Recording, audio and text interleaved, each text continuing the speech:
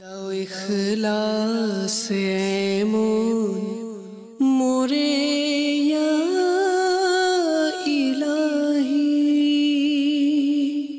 আলহামদুলিল্লাহি রাব্বিল আলামিন ওয়াসসালাতু ওয়াসসালামু আলা সাইয়্যিদিল মুরসালিন আম্মা বা'দ ফাআউযু বিল্লাহি মিনাশ শাইতানির রাজীম বিসমিল্লাহির রহমানির রহিম।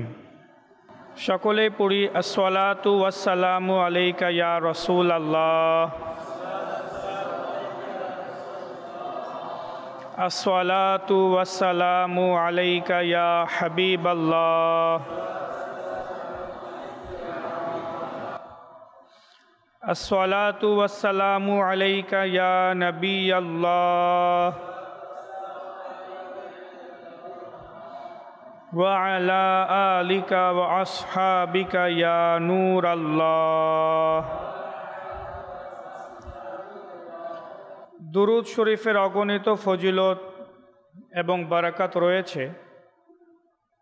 আত-তারগীব ফি ফাদাইলিল আমাল লি ইবনে শাহিন নামক কিতাবের মধ্যে রয়েছে, প্রিয় নবী রাসূল আরবি হুজুর সাল্লাল্লাহু তাআলা আলাইহি ওয়া আলিহি ওয়াসাল্লাম ইরশাদ করেন, যে ব্যক্তি আমার উপর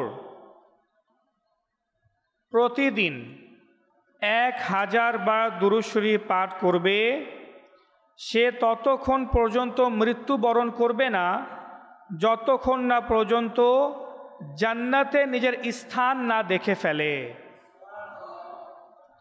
অর্থাৎ আল্লাহ রাব্বুল আলামিন তাকে ততক্ষণ মৃত্যুই দান করবেন না যতক্ষণ না পর্যন্ত সে নিজের জীবদ্দশায় জান্নাতকে দেখে না ফেলে। এটা অনেক বড় একটি সুসংবাদ এবং প্রিয় নবী সাল্লাল্লাহু আলাইহি ওয়াসাল্লাম এর পক্ষ থেকে আমাদের জন্য একটি উপহার। তাই আমাদের উচিত প্রত্যেক দিন 1000 বার দুরূদ শরীফ পাঠ করা।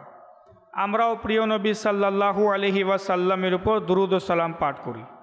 ইয়া রাসূলাল্লাহি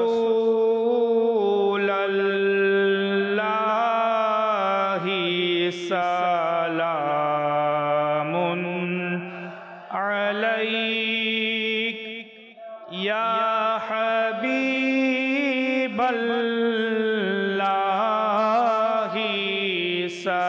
সালামুন আলাইক ইয়া রাসূলাল্লাহি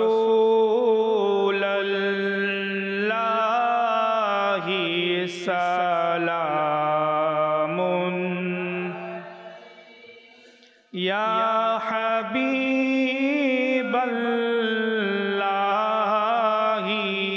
সালামুন আলাইক আনতা শামসুদ দুহা আনতা বদরুদ দুজা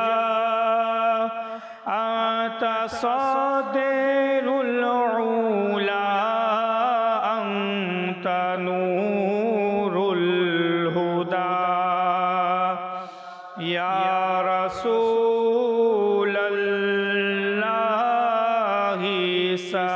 সালামুন ইয়া হাবিবাল্লাহি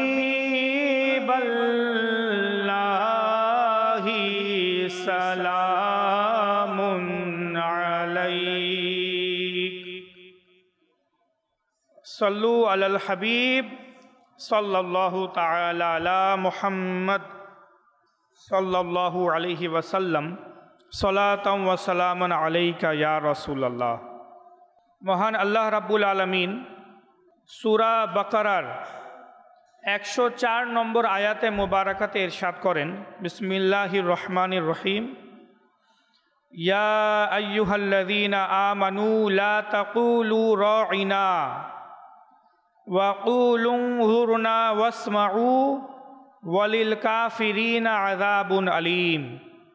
সাদাকাল্লাহুল আযীম ওয়া সাদাকা রাসূলুহুন নবিয়্যুল করিম। আয়াতে মুবারাকার অর্থ, হে ঈমানদারগণ, তোমরা রাঈনা বলবে না,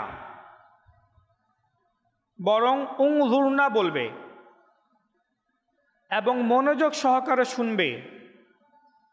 ওয়ালিল কাফিরিনা আযাবুন আলিম, এবং কাফিরদের জন্য বেদনাদায়ক শাস্তি রয়েছে। আমরা এই মাত্র 104 নম্বর আয়াতে মোবারকা সূরা বাকারার শোনার সৌভাগ্য অর্জন করেছি। ধারাবাহিকতার দিক থেকে, কোরআনে পাকের ধারাবাহিকতার দিক থেকে এটি সর্বপ্রথম আয়াত যেখানে মহান আল্লাহ রাব্বুল আলামিন ইয়া আইয়ুহাল্লাযিনা আমানু শব্দ ব্যবহার করেছেন, অর্থাৎ হে ঈমানদারগণ বলে আমাদেরকে আখ্যায়িত করেছেন। এটা কোরআনে পাকের ওই সর্বপ্রথম আয়াত, ইয়া আইয়ুহাল্লাযিনা আমানু ব্যবহার হয়েছে এখানে। এবং এই আয়াতে মুবারাকার একটি বিশেষত্ব হচ্ছে যে এই আয়াতে মুবারাকাতে মহান আল্লাহ রাব্বুল আলামিন প্রিয় নবী, দয়ালু নবী হুজুর সাল্লাল্লাহু তাআলা আলাইহি ওয়াসাল্লামের একটি আদব আমাদেরকে শিক্ষা দিয়েছেন। প্রিয় নবীর সম্মান করার শিক্ষা আমাদেরকে দিয়েছেন। তো দুইটা কথা এখানে একসাথে জমা হয়ে গেল। এক, সর্বপ্রথম আমাদেরকে ইয়া আইয়ুহাল্লাযিনা আমানু বলে আখ্যায়িত করা হয়েছে, ঈমানদারগণ বলে আখ্যায়িত করা হয়েছে। এবং দ্বিতীয় হচ্ছে এই আয়াতেই প্রিয় নবীর আদব আমাদেরকে শেখানো হচ্ছে। বলতে গেলে এখানে কোরআনে পাক আমাদেরকে এই কথার দিকে ইশারা দিচ্ছে যে প্রিয় নবী সাল্লাল্লাহু তাআলা আলাইহি ওয়াসাল্লামের আদব এবং প্রিয় নবীর প্রতি সম্মান প্রদর্শন করা হচ্ছে সবচেয়ে ইম্পর্ট্যান্ট একটি বিষয়। যদি অন্তরের মধ্যে প্রিয় নবীর প্রতি আদব থাকে, প্রিয় নবীর প্রতি সম্মান থাকে, প্রিয় নবীর প্রতি তাজিম থাকে, তাহলে এই সম্মান, এই আদব এবং এই তাজিমের ওসিলায় সকল ইবাদত আল্লাহ তাআলা কবুল করবেন। কিন্তু যদি অন্তরে তাজিম না থাকে, আদব না থাকে, প্রিয় নবীর প্রতি সম্মান না থাকে, তাহলে কোনো ইবাদত, কোনো কিছুই, কোনো আমল আল্লাহ রাব্বুল আলামিনের দরবারে গ্রহণযোগ্য নয়। এই আয়াতে মুবারাকাতে এই বিষয়টি ফুটে উঠেছে। যেমন কোরআনে পাকে সূরা ফাতাহের মধ্যে আল্লাহ রাব্বুল আলামিন ইরশাদ করেন, এবং যাতে করে তোমরা ঈমান নিয়ে আসো আল্লাহ এবং তার রাসূলের উপর। তোমরা ঈমান নিয়ে আসো আল্লাহ এবং তার রাসূলের উপর, এবং আল্লাহর রাসূল সাল্লাল্লাহু আলাইহি ওয়াসাল্লামকে সম্মান করো এবং শ্রদ্ধা করো, এবং দিন রাত আল্লাহ রাব্বুল আলামিনের তাসবিহ পাঠ করো, অর্থাৎ আল্লাহ তাআলার ইবাদত করো। তিনটি বিষয় এখানে বলা হয়েছে। এক হচ্ছে ঈমান নিয়ে আসো, তারপর প্রিয় নবীকে সম্মান করো, তারপর বলা হচ্ছে ইবাদত করো। ইমামে আহলে সুন্নাত পরওয়ানা এ শামে রিসালাত আশাহ ইমাম আহমদ রাজা খান ফাজিল বেরেলভী রহমতুল্লাহি তাআলা আলাইহি ইরশাদ করেন, তিনি বলেন যে মহান আল্লাহ রাব্বুল আলামিন এই আয়াতে ঈমান এবং ইবাদতের মাঝখানে প্রিয় নবীকে সম্মান করার কথা বলেছেন। ঈমান এবং ইবাদতের মাঝখানে প্রিয় নবীকে সম্মান করার কথা বলেছেন। তো এর দ্বারা বোঝা গেল তাজিমে মুস্তাফা, প্রিয় নবীর সম্মান হচ্ছে নাজাতের মূল ওসিলা। প্রিয় নবীর সম্মানের মাধ্যমেই মূলত নাজাত পাওয়া যাবে, এবং প্রিয় নবীর সম্মান থাকলে ঈমানও কবুল, ইবাদতও কবুল। আর প্রিয় নবীর সম্মান না থাকলে ঈমানও গ্রহণযোগ্য না, ইবাদতও গ্রহণযোগ্য না। এই কারণে আলা হযরত রহমতুল্লাহি তাআলা আলাইহি বলেন, সাবিত হুয়া कि जुमला फ़राइज़ फ़ुरू हैं, আসলুল উসুল বন্দেগি ইস্তাজওয়ার কি হ্যায়। অর্থাৎ যত ইবাদত রয়েছে, ফরজ, ওয়াজিব, নফল, যত রকমের ইবাদত আছে, ওই সকল ইবাদত হচ্ছে ঈমানের শাখা প্রশাখা। আর হে নবী, ইবাদতের মূল গোড়া হচ্ছেন স্বয়ং আপনি প্রিয় নবী সাল্লাল্লাহু আলাইহি ওয়াসাল্লাম। প্রিয় নবীর তাজিম এবং প্রিয় নবীর সম্মান হচ্ছে ঈমানের মূল গোড়া। যখন অন্তরে প্রিয় নবীর প্রতি সম্মান থাকবে তো ইবাদতও কবুল, ঈমানও কবুল। আর যদি এটা না থাকে তাহলে কোনো কিছুই আল্লাহ তাআলার দরবারে গ্রহণযোগ্য হবে না। যেমন যে আয়াতে মুবারাকা আমি সর্বপ্রথম তেলাওয়াত করলাম, এই আয়াতে মুবারাকার শুরুতেই আল্লাহ রাব্বুল আলামিন আমাদেরকে বলছেন, ইয়া আইয়ুহাল্লাযিনা আমানু, হে ঈমানদারগণ, তোমরা বলবে না রাইনা। এর মানে কি? তোমরা রাইনা বলবে না? এ রাইনা মানেটা কি? কেন বলবো না? যখন প্রিয় নবী সাল্লাল্লাহু আলাইহি ওয়াসাল্লাম বয়ান করতেন, হাদিসে মুবারাকা শুনাইতেন, তখন সাহাবায়ে কেরামগণ যদি কোনো কথা না বুঝতেন বা প্রিয় নবীর কোনো কথাকে বুঝে উঠতে না পারতেন, তখন তারা বলতেন, ইয়া রাসূলুল্লাহ রাইনা, ইয়া রাসূলুল্লাহ আপনার কথা অনেক ঊর্ধ্বে, আপনার হাদিস অনেক ঊর্ধ্বে, নিঃসন্দেহে কোরআনে পাকের পর সবচেয়ে মর্যাদাশীল কালাম, সবচেয়ে মর্যাদাবান কথা হচ্ছে আপনার। কিন্তু আমাদের মস্তিষ্কের মধ্যে ত্রুটি আছে যে আমরা আপনার কথাকে বুঝতে পারলাম না, সুতরাং ইয়া রাসূলুল্লাহ কথাকে আবার রিপিট করেন, কথাটি আবার বলুন, আমাদের উপর দয়া করেন, আমরা বুঝতে পারি নাই। তো যখন সাহাবায়ে কেরামগণ কোনো কথা বুঝতে পারতেন না, তখন তারা বলতেন, ইয়া রাসূলুল্লাহ রাইনা, ইয়া রাসূলুল্লাহ দয়া করুন, কথাটি আবার বলুন, আমরা বুঝতে পারি নাই, আমাদের মস্তিষ্কের ত্রুটি, আমরা বুঝতে পারি নাই, আপনি আবার বলুন। এখন সাহাবায়ে কেরাম তো আদব সহকারে বলতেন রাইনা, কিন্তু যারা মুনাফিক ছিল, যারা অমুসলিম ছিল, যারা নিজেদেরকে মুসলমান প্রকাশ করত কিন্তু ভিতরে ভিতরে তারা অমুসলিম ছিল, মুনাফিক ছিল, তারা কি করত? তারা ইচ্ছা করে বদমাইশি করে তারা একই শব্দকে ব্যবহার করত, কিন্তু একটু টেনে জিহ্বাকে একটু ব্যাকা করে। তারা রাইনা বলতো, কিন্তু এই রাইনা শব্দকে একটু টেনে বলতো। ইয়া রাসূলুল্লাহ রাইনা, একটা হচ্ছে রাইনা, একটা হচ্ছে রাইনা, কথাটাকে একটু টেনে বলা, জিহ্বাটাকে একটু ব্যাকা করে বলা। কেন তারা এভাবে বলতো? কারণ রাইনা শব্দের অর্থ হচ্ছে ইয়া রাসূলুল্লাহ আবার বলুন, কিন্তু রাইনা কথাটাকে যদি একটু ব্যাকা করে টেনে বলা হয় তাহলে এর অর্থ পরিবর্তন হয়ে যায়, তখন এর অর্থ হয়ে যায় রাখাল। নাউযুবিল্লাহ মিন যালিক। কি হয় এর অর্থ? রাখাল। তারা মূলত প্রিয় নবী সাল্লাল্লাহু আলাইহি ওয়াসাল্লামের জন্য রাখাল শব্দ ব্যবহার করত। আল্লাহ তাআলা কোরআনে পাকে কথাটাকে এভাবে বলেছেন, ওয়ারাইনা লাইয়াম বিআলসিনাতিহিম, যে তারা রাইনা বলতো জিহ্বাকে একটু ব্যাকা করে লম্বা করে টেনে, রাইনা, যার অর্থ হয় রাখাল। তো কোরআনে পাকের তরিকা দেখুন, কোরআনে পাকের ধরন দেখুন।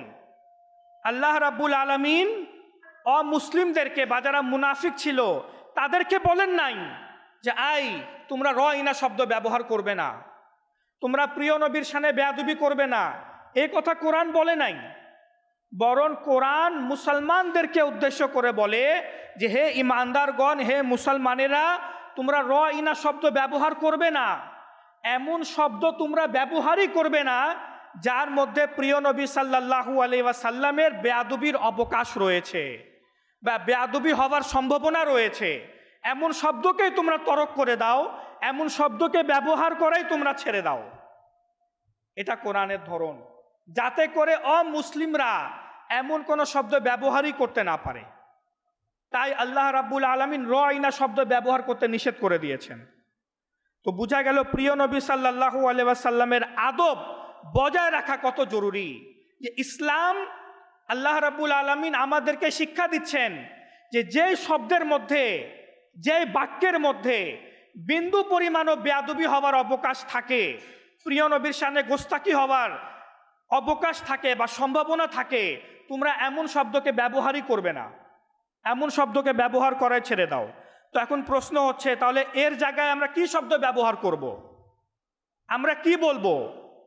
তো আল্লাহ রাব্বুল আলামিন বলছেন উনজুরনা, তোমরা রাইনা বলবে না। রাইনা বললে তারা খারাপভাবে ব্যবহার করবে, বরং তোমরা বলবে উনজুরনা, ইয়া রাসূলুল্লাহ আমাদের উপর সুদৃষ্টি দেন। উনজুরনা শব্দের অর্থ, ইয়া রাসূলুল্লাহ আমরা আপনার কথা বুঝতে পারি নাই, আমাদের উপর দয়া করেন, আমাদের উপর রহমত করেন, আমাদের উপর সুদৃষ্টি দেন, তোমরা এই কথা বলবে। ওয়াসমাউ, এবং আল্লাহ তাআলা সতর্ক করছেন, আর প্রিয় নবীর কথাকে মনোযোগ সহকারে শুনবে, যাতে করে প্রিয় নবীকে বারবার বলতে না হয় একই কথা যখন প্রিয় নবী বলবে মনোযোগ সহকারে শুনবে, যাতে করে প্রিয় নবীর কষ্ট না হয়, বারবার রিপিট না করতে হয়। বলবে উনজুরনা আর মনোযোগ দিয়ে শুনবে। ওয়ালিল কাফিরিনা আযাবুন আলিম, আর যতটুকু কথা কাফিরদের, অমুসলিমদের, যারা প্রিয় নবীর সাথে বেয়াদবি করে, তাদের জন্য রয়েছে বেদনাদায়ক শাস্তি, কঠোর শাস্তি। তো এই আয়াতে মোবারাকাতে আরেকটি শিক্ষণীয় বিষয় হচ্ছে যে ইয়া আইয়ুহাল্লাযীনা আমানু, হে ঈমানদারগণ। এটাকে শুধু সাহাবায়ে কেরামদেরকে বলা হয়েছে, ইয়া আইয়ুহাল্লাযীনা আমানু, হে ঈমানদারগণ। এই সম্বোধনটা শুধু কি সাহাবায়ে কেরামদেরকে করা হয়েছে? না, বরং পৃথিবীতে ভূপৃষ্ঠে যত মুসলমান আছে, কিয়ামত পর্যন্ত এই পৃথিবীতে যত মুসলমান এসেছে এবং আসবে, সকল মুসলমানকে সম্বোধন করে বলা হচ্ছে ইয়া আইয়ুহাল্লাযীনা আমানু লা তাকুলু রাইনা, হে মুমিনরা, হে মুসলমানরা, তোমরা প্রিয় নবীর ক্ষেত্রে রাইনা বলবে না। তার মানে শুধু সাহাবায়ে কেরাম না, আমরাও রাইনা শব্দ ব্যবহার করতে পারবো না। হ্যাঁ, আমাদেরকে কি বলতে হবে? উনজুরনা, ইয়া রাসূলুল্লাহ আমাদের উপর সুদৃষ্টি দেন। তো মূলত শুধু সাহাবায়ে কেরামদেরকে বলা হচ্ছে না, আমাদেরকেও বলা হচ্ছে যে তোমরাও প্রিয় নবীকে বলবে ইয়া রাসূলুল্লাহ উনজুরনা, ইয়া রাসূলুল্লাহ আমাদের উপর সুদৃষ্টি দেন। আপনি পৃথিবীর যে কোনো প্রান্তে থাকেন না কেন, সেখান থেকে প্রিয় নবীকে সম্বোধন করে আপনি বলতে পারবেন ইয়া রাসূলুল্লাহ উনজুরনা, ইয়া রাসূলুল্লাহ আমার উপর সুদৃষ্টি দেন। কারণ আল্লাহ তাআলা এই আয়াতে মুবারাকাতে বলেন নাই যে যারা মদিনাতে প্রিয় নবীর রওজা শরীফের সামনে দাঁড়াবে বা প্রিয় নবীর দরবারে দণ্ডায়মান হবে, তারাই শুধু উনজুরনা বলবে, ইয়া রাসূলুল্লাহ সুদৃষ্টি দেন বলবে, আর কেউ বলতে পারবে না। না, এই আয়াতে মোবারকাতে যেহেতু সকল মুসলমানকে সম্বোধন করে বলা হয়েছে, তাই আপনি বাংলাদেশের জমিনে থাকেন, ভারতের জমিনে থাকেন, মালয়েশিয়ার জমিনে থাকেন, ইংল্যান্ডের জমিনে থাকেন, পৃথিবীর যে কোনো জায়গায় থাকেন না কেন, আপনি মহব্বতের সহিত প্রিয় নবীকে সম্বোধন করে বলতে পারবেন ইয়া রাসূলুল্লাহ উনজুরনা, ইয়া রাসূলুল্লাহ আমার উপর সুদৃষ্টি দেন। তাই তো আমরা বলে থাকি ইয়া রাসূলুল্লাহি উনজুর হালানা, ইয়া হাবিবাল্লাহি ইসমা কওলানা। তার অর্থ হচ্ছে ইয়া রাসূলুল্লাহ আমাদের অবস্থার উপর সুদৃষ্টি দেন, ইয়া রাসূলুল্লাহ আমাদের অবস্থার উপর সুদৃষ্টি দেন, ইয়া হাবিবাল্লাহ আমাদের আবেদন শুনুন, ইয়া রাসূলুল্লাহ আমাদের আবেদন শুনুন। নিশ্চয় আমি দুঃখ এবং কষ্টের সমুদ্রের মধ্যে আছি, আমার হাত ধরুন এবং আমার দুঃখ কষ্টকে সহজ করে দিন। বর্ণিত আছে হযরত আলী বিন মুস্তাফা আসকালানি রহমাতুল্লাহি তাআলা আলাইহি বলেন, একবার আমরা সমুদ্র পথে জাহাজে ভ্রমণ করছিলাম, সমুদ্র পথে জাহাজে ভ্রমণ করছিলাম, হঠাৎ প্রবল সমুদ্র ঝড় শুরু হইল। এমন প্রচণ্ড ঝড় যে আমরা ডুবে যাওয়ার খুব বেশি আশঙ্কা করতে লাগলাম। সমুদ্র যাত্রায় এমন পরিস্থিতি হইলে জাহাজকে হালকা করতে হয়। যখন সমুদ্র পথে ঝড় আসে, তো জাহাজ যেন ভারসাম্যতা বজায় রাখে, তাই জাহাজকে হালকা করতে হয়। তাই আলী বিন মুস্তাফা আসকালানি বলেন যে যেহেতু জাহাজ খুব বেশি ঝাঁকুনি খাচ্ছিল, আমরা আমাদের সমস্ত মালপত্র পানিতে ফেলে দিলাম, কিন্তু তারপরেও কাজ হইল না। আমাদের সামুদ্রিক জাহাজ ঝাঁকুনি খাচ্ছিল, অনেক বেশি দুলছিল, আর কোনো উপায় ছিল না। তখন আমরা সবাই একসাথে রাসূলুল্লাহ সাল্লাল্লাহু আলাইহি ওয়াসাল্লামের দরবারে ইস্তেগাসা করা শুরু করে দিলাম, প্রিয় নবীর কাছে আবেদন করা শুরু করে দিলাম, ইয়া রাসূলুল্লাহ উনজুর হালানা, ইয়া হাবিবাল্লাহ ইসমা কওলানা, আমাদের উপর সুদৃষ্টি দেন, আমাদের উপর দয়া করুন। তো হযরত আলী বিন আসকালানি বলেন, ওই জাহাজেই এক বাসিন্দা ছিল, এক লোক ছিল, সে খুবই নেক এবং পরহেজগার মানুষ ছিল। সে আমাদের ইস্তেগাসা শুনে আমাদেরকে বলল, হে লোকেরা, আমি স্বপ্নে প্রিয় নবী সাল্লাল্লাহু আলাইহি ওয়াসাল্লামের জিয়ারত লাভ করেছি এবং আমি স্বপ্নের মধ্যে প্রিয় নবীকে আরজ করলাম, ইয়া রাসূলুল্লাহ আপনার উম্মতিরা বিপদে আছে এবং আপনাকে ডাকছে, আপনার কাছে ইস্তেগাসা করছে, আবেদন করছে, আপনি দয়া করুন। তো প্রিয় নবী সাল্লাল্লাহু আলাইহি ওয়াসাল্লাম হযরত আবু বকর সিদ্দিক রাদিয়াল্লাহু তাআলা আনহুকে বলেন যে আবু বকর যাও, তাদের সহযোগিতা করো। তো আমি নিজ চোখে দেখলাম স্বপ্নের মধ্যে যে আবু বকর সিদ্দিক রাদিয়াল্লাহু তাআলা আনহু পানিতে নামলেন, জাহাজটি ধরলেন এবং খুব নিরাপত্তার সাথে জাহাজটি টেনে নিয়ে তীরে নিয়ে আসলেন, এবং সাথে সাথে আমার চোখ খুলে গেল এই স্বপ্ন দেখার পরই। তো হযরত আলী বিন মুস্তাফা আসকালানি রহমাতুল্লাহি তাআলা অনেক বড় বুজুর্গ, তিনি বলেন যে তার এই স্বপ্ন বয়ান করার সাথে সাথে যে প্রবল ঝড় উঠেছিল ওই ঝড়টি থেমে গেল, এবং আমরা নিরাপত্তার সাথে কোনো বিপদ আপদ ছাড়াই আমরা আমাদের মূল গন্তব্যে পৌঁছে গেলাম। তো বোঝা গেল যখনই বিপদে পতিত হবেন বা আকস্মিক কোনো সমস্যার সম্মুখীন হবেন, তো রাসূলে আরবি প্রিয় নবী সাল্লাল্লাহু আলাইহি ওয়াসাল্লামকে আহ্বান করবেন, প্রিয় নবীকে ডাকবেন। মনে রাখবেন, বিপদের সময়, দুঃখের সময়, কষ্টের সময় প্রিয় নবীকে আহ্বান করা, ইয়া রাসূলুল্লাহ উনজুর হালানা, এভাবে করে আহ্বান করা, এটাকে আরবিতে ইস্তেগাসা বলে। কি বলে? ইস্তেগাসা বলে। তো এই ইস্তেগাসা করবেন, ইনশাআল্লাহ তাআলা দেখতে পাবেন বিপদ আপদ দূর হয়ে যাবে। যদি দৃঢ় বিশ্বাস থাকে আল্লাহ তাআলার দয়া হবে, প্রিয় নবীর সুদৃষ্টি হবে। আচ্ছা, এই আয়াতে মোবারকা, যে আয়াতের উপর আমাদের আলোচনা হচ্ছে, এই আয়াতে মোবারকা দ্বারা আমাদের আরেকটি শিক্ষণীয় বিষয় হচ্ছে যে যখনই প্রিয় নবীর ব্যাপারে কোনো আলোচনা হবে, আপনি যেখানেই থাকেন, মসজিদে, বাসায় বা যেখানে, যখনই প্রিয় নবীর ব্যাপারে কোনো আলোচনা হচ্ছে, প্রিয় নবীর ব্যাপারে কোনো জিকির হচ্ছে, তখন এমন শব্দাবলী ব্যবহার করবেন যা দ্বারা আদব প্রকাশ পায়, সম্মান প্রকাশ পায়। সতর্কতার সাথে কথা বলবেন। প্রিয় নবীর ব্যাপারে কথা বলার সময় সতর্কতার সাথে কথা বলবেন, আদব বজায় রেখে কথা বলবেন। এমন কোনো বাক্য ব্যবহার করবেন না, এমন কোনো শব্দ ব্যবহার করবেন না যেখানে বেয়াদবি হওয়ার আশঙ্কা থাকে। যেমন আমরা যদি সাহাবায়ে কেরামদের জীবনী দেখি, সাহাবায়ে কেরামদের হাদিস পড়ি, তাহলে দেখতে পাবো যে তারা কত সম্মানসূচক বাক্য ব্যবহার করতেন, কত সতর্কতার সাথে কথা বলতেন। হযরত আব্বাস রাদিয়াল্লাহু তাআলা আনহু, তিনি প্রিয় নবীর চাচা। প্রিয় নবীর কি? চাচা। তো প্রিয় নবী সাল্লাল্লাহু আলাইহি ওয়াসাল্লামের চাচা হযরত আব্বাস রাদিয়াল্লাহু তাআলা আনহুকে এক ব্যক্তি জিজ্ঞাসা করলো যে, হে আব্বাস রাদিয়াল্লাহু তাআলা আনহু, আপনার বয়স বেশি নাকি রাসূলুল্লাহর বয়স বেশি? আপনাদের দুইজনের মধ্যে বড় কে? এখন প্রশ্ন একদম স্বাভাবিক ছিল যে কে বেশি বড়। আর যেহেতু তিনি চাচা ছিলেন, তো চাচা হিসাবে তার বয়সই বড়, তিনি বয়সে বড়, তো এতটুকু বলে দিতেই পারতেন যে হ্যাঁ আমি চাচা, আমার বয়স মুহাম্মদ থেকে সাল্লাল্লাহু আলাইহি ওয়াসাল্লাম থেকে বেশি। কিন্তু তিনি এ কথা বলেন নাই। যেহেতু প্রসঙ্গ প্রিয় নবীর সম্মানের, তারা সাহাবায়ে কেরামগণ এমন শব্দ ব্যবহার করা পছন্দই করতেন না যেখানে বেয়াদবি হওয়ার আশঙ্কা আছে। তিনি কি বলেন জানেন? তিনি বলেন হুয়া আকবারু মিন্নি। উত্তর দেন, দেখেন কত আদব সহকারে। তিনি বড় কিন্তু চাচা, কিন্তু উত্তর দিচ্ছেন হুয়া আকবারু মিন্নি ওয়া আনা ওয়ালিদতু ক্বাবলাহু। প্রকৃতপক্ষে বড় তো রাসূলুল্লাহ সাল্লাল্লাহু আলাইহি ওয়াসাল্লাম, বড় রাসূলুল্লাহ সাল্লাল্লাহু আলাইহি ওয়াসাল্লাম। পার্থক্য হচ্ছে আমি পূর্বে জন্ম নিয়েছি, আমার জন্ম পূর্বে হয়েছে, কিন্তু বড় প্রিয় নবী সাল্লাল্লাহু আলাইহি ওয়াসাল্লামই, আমি বড় না। অথচ বলতে পারতেন আমি বয়সে বড়, কিন্তু আমি প্রিয় নবীর থেকে বয়সে বড় এতটুকু বলাও তিনি সমীচীন মনে করেন নাই। বরং বলেছেন কি প্রিয় নবী বড়, আমার জন্ম পূর্বে হয়েছে। তো কথা তো একই, কিন্তু শব্দাবলী দেখুন, শব্দের বাছাই দেখেন কেমনভাবে বাছাই করে তারা কথা বলতেন।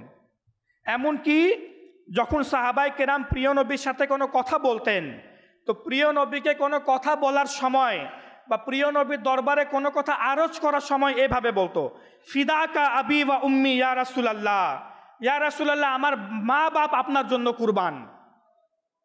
যে কোনো একটা কথা জিজ্ঞাসা করবেন, কোনো কথা জিজ্ঞাসা করবেন বা আরজ করবেন, প্রথমেই বলতেন ইয়া রাসূলুল্লাহ আমার বাবা মা আপনার জন্য কুরবান। এভাবে করে কথা বলতেন। কোনো বেয়াদবিমূলক কথা বা বেয়াদবির আশঙ্কা আসে এমন কথা বলতেনই না, বরং সাহাবায়ে কেরাম তো এত সুন্দর করে কথা বলতেন প্রিয় নবীর ব্যাপারে, প্রিয় নবীর অনুপস্থিতিতে প্রিয় নবীর ব্যাপারে এত সুন্দর করে কথা বলতেন যে অমুসলিমরাও সাহাবায়ে কেরামদের মুখে প্রিয় নবীর কথা শুনে কালিমা পড়ে মুসলমান হয়ে যেত।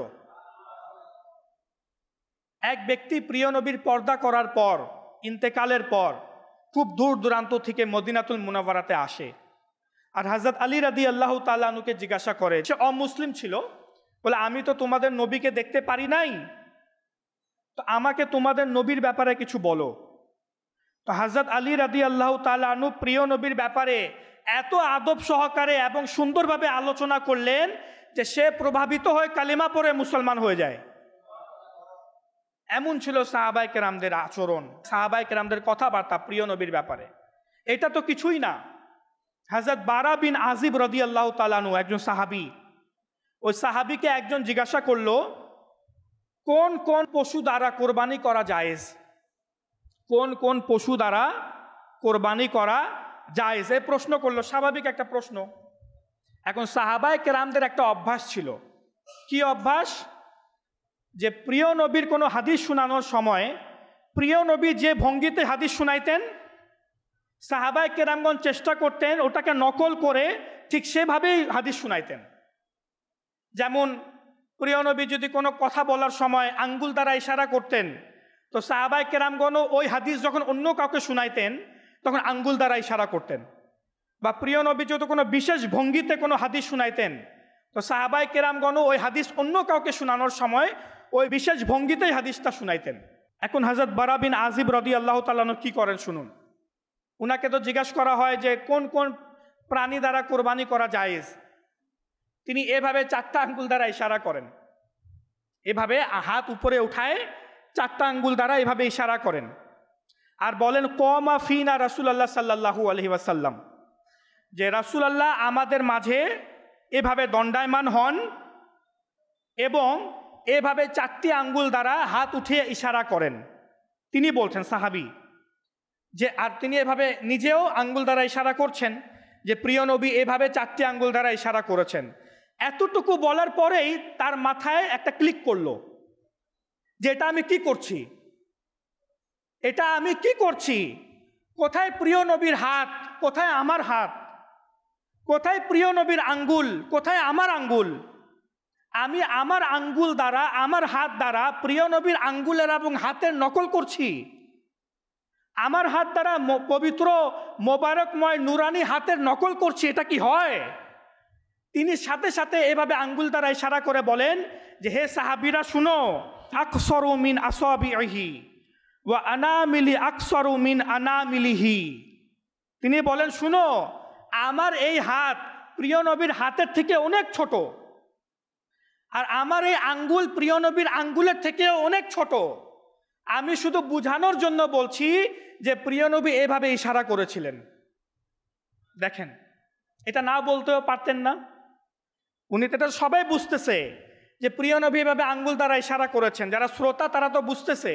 কিন্তু তারপরেও আদব, তাজিমে মুস্তাফা, প্রিয় নবীর প্রতি সম্মান কেমন ছিল? হাত দ্বারা ইশারা করে বলছেন যে এটা তো আমার নগণ্য হাত, গুনাহের হাত, আমার এই হাত তো প্রিয় নবীর সামনে কিছুই না, আমার এই আঙ্গুল প্রিয় নবীর সামনে কিছুই না। হ্যাঁ, প্রিয় নবী এভাবে আঙ্গুল দ্বারা ইশারা করেছিলেন। তারপর তিনি পুরো হাদিসে মোবারকা শুনাইলেন কোন কোন প্রাণী দ্বারা কুরবানি করা জায়েজ, এটা তিনি শুনাইলেন। তো এইভাবে সাহাবায়ে কেরামগণ সতর্কতার সাথে, সম্মানের সাথে যখন প্রিয় নবীর ব্যাপারে কোনো আলোচনা হইতো, তারা এই সম্মানের সাথে কথা বলতেন, আদবময় শব্দাবলী ব্যবহার করতেন। তাই যখনই প্রিয় নবীর ব্যাপারে আলোচনা করবেন, এমন শব্দ বাছাই করবেন যা দ্বারা প্রিয় নবীর আদব বজায় থাকে, প্রিয় নবীর প্রতি সম্মান ফুটে ওঠে। এমন শব্দ কখনো ব্যবহার করবেন না যা দ্বারা গোস্তাকি হয় বা গোস্তাকি হওয়ার সম্ভাবনা থাকে, বেয়াদবি হওয়ার সম্ভাবনা থাকে। এমন শব্দ কখনো ব্যবহার করবেন না, নিজে মাইন্ডেও আনবেন না। সম্মানের সাথে কথা বলবেন। এমনকি প্রিয় নবীর আদবের ব্যাপারে কোরআনে পাকে আমাদেরকে শিক্ষা দেওয়া হয়েছে। কোরআনে পাকে আপনি জানেন, পৃথিবীর সকল মানুষকে আপনি তার নাম ধরে সম্বোধন করতে পারবেন, কিন্তু প্রিয় নবীকে প্রিয় নবীর নাম দ্বারা সম্বোধন করতে পারবেন না। হে জেদ, হে বাকর, হে আব্দুল্লাহ, হে রানা ভাই, হে জুবের ভাই, আমরা এভাবে ডাকি না। কিন্তু হে মোহাম্মদ এভাবে সম্বোধন করা হারাম, আপনি ডাইরেক্ট এভাবে বলতে পারবেন না। আপনাকে বলতে হবে ইয়া রাসূল আল্লাহ, হে রাসূল আল্লাহ, হে হাবিব আল্লাহ, হে নবী আল্লাহ, ইয়া নূর আল্লাহ, এভাবে করে আপনাকে সম্বোধন করতে হবে। ইয়া মুহাম্মদ বা হে মোহাম্মদ এভাবে করে সম্বোধন করা ইসলামের শরীয়তে হারাম। কারণ কোরআনে পাকে আল্লাহ তাআলা স্বয়ং ইরশাদ করেছেন, লা তাজআলু দুআ আর রাসূলি বাইনাকুম কা দুআ বা'দিকুম বা'দা, যে রাসূলের আহ্বানকে তোমাদের পরস্পরের মধ্যে তোমরা যেভাবে ডাকাডাকি করো এভাবে করে ডাকাডাকি করবে না। তোমরা একে অপরকে যেভাবে ডাকো এভাবে করে ডাকবে না, সম্মানের সাথে ডাকবে, আদব সহকারে ডাকবে। আর যদি আপনি পুরো কোরআনে পাককে স্টাডি করেন, ভালোভাবে পড়েন, তো দেখতে পাবেন যে আল্লাহ তাআলা অন্যান্য নবীদেরকে তাদের নাম ধরে ডেকেছেন। ইয়া আদম কোরআনে পাকে পাবেন, হে আদম আলাইহিস সালাম। ইয়া নূহ, হে নূহ আলাইহিস সালাম। ইয়া ইব্রাহিম, হে ইব্রাহিম আলাইহিস সালাম। ইয়া মূসা, ইয়া ঈসা, হে মূসা আলাইহিস সালাম, হে ঈসা আলাইহিস সালাম। ইয়া ইদ্রিস, এভাবে পাবেন। স্বয়ং আল্লাহ তাআলা অন্যান্য নবীদেরকে নবীর নাম ধরেও ডেকেছে। কিন্তু আমাদের প্রিয় নবী সাল্লাল্লাহু আলাইহি ওয়াসাল্লামকে পুরো কোরআনে পাকে আল্লাহ তাআলা নাম ধরে ডাকেন নাই, সম্বোধন করে ডাকেন নাই।